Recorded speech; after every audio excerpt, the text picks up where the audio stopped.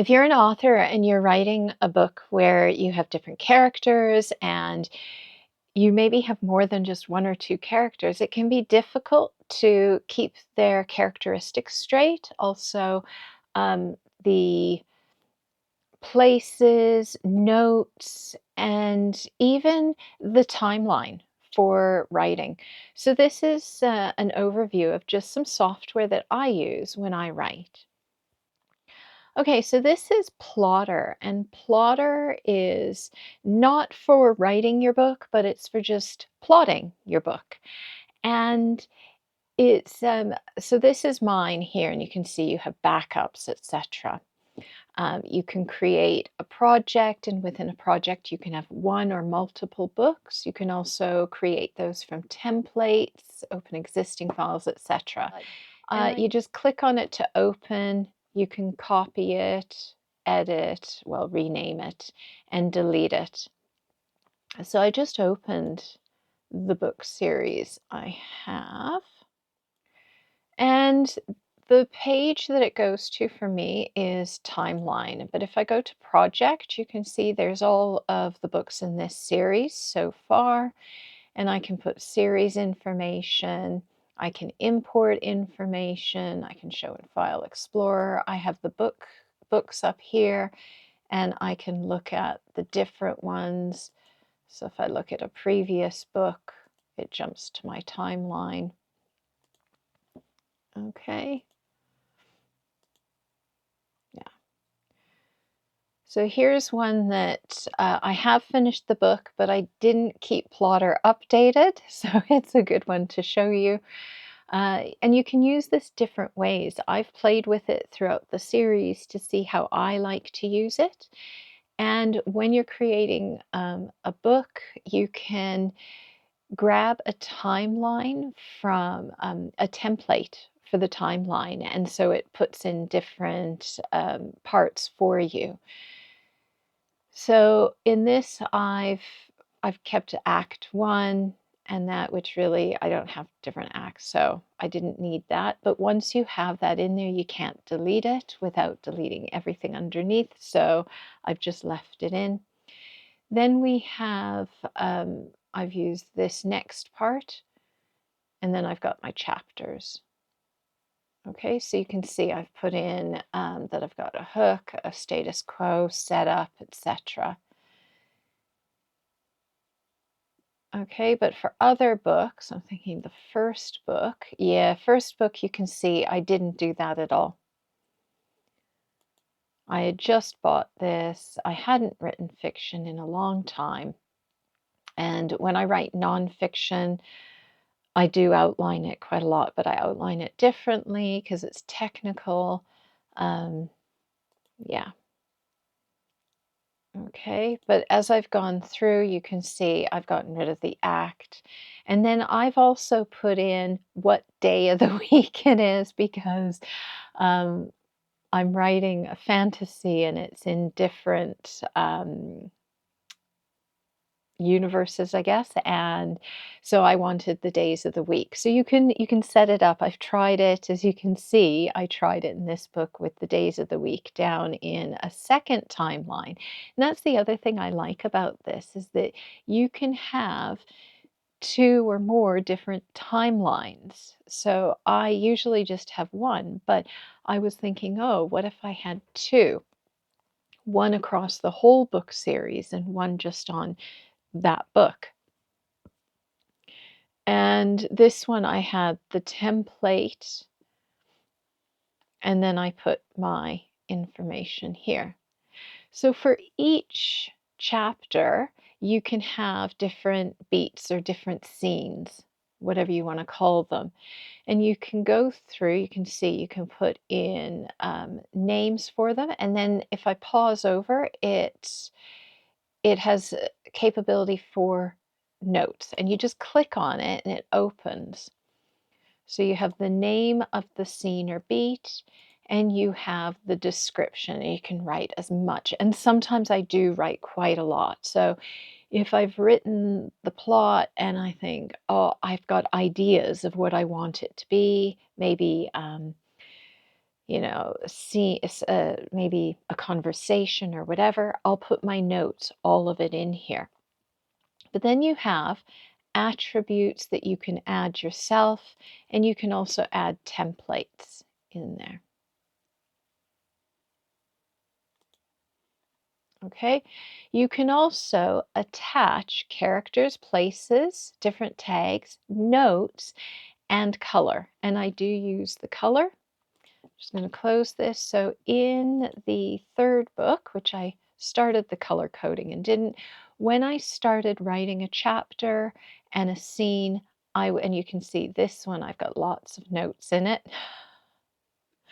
And some of them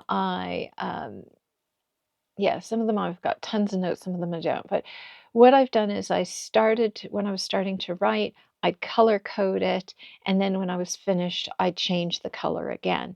And that way I knew what I had finished and what I was working on. Then at the top, you have outline, which you can put in different outlines.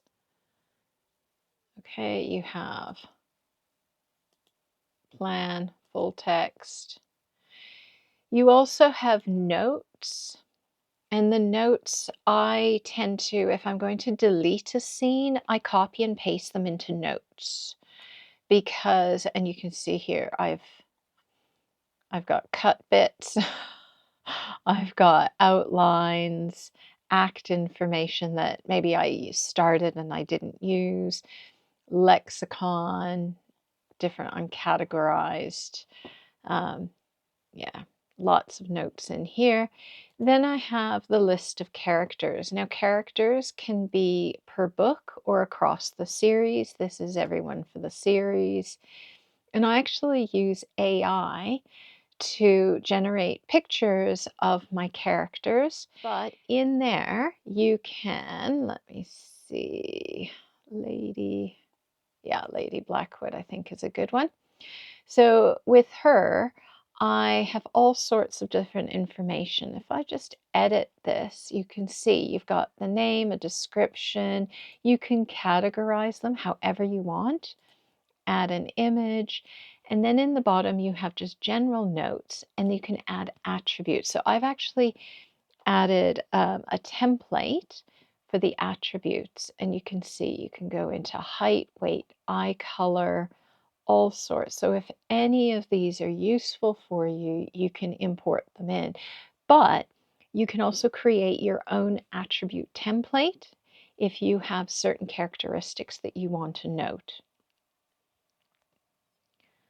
Okay, it also tells you which books they're attached to, and that's where in scenes I have clicked on the plus and selected this character that they're in that scene.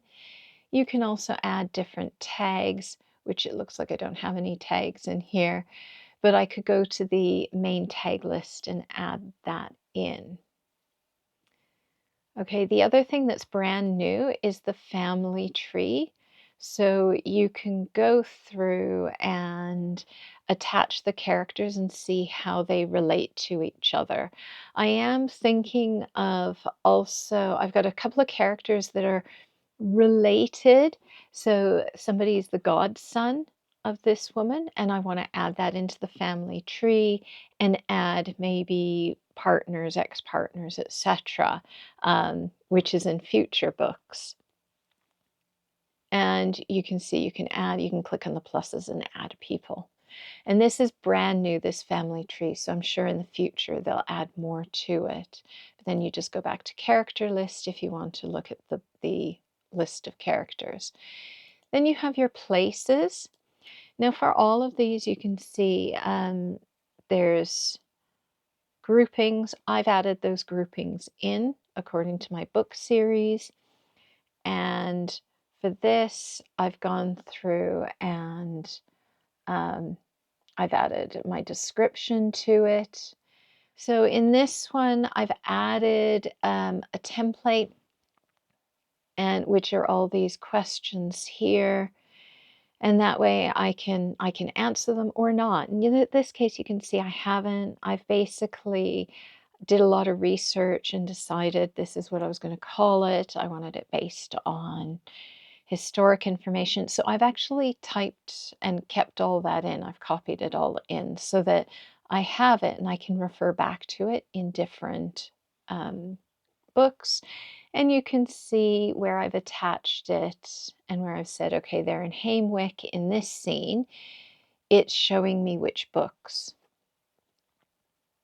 Okay. And then you have your tags, which you can see I don't have any. And then back to timeline.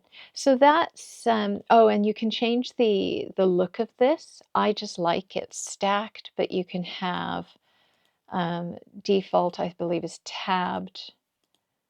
I prefer stacked. You can have the large, medium, or short. I prefer the medium. I prefer to see everything.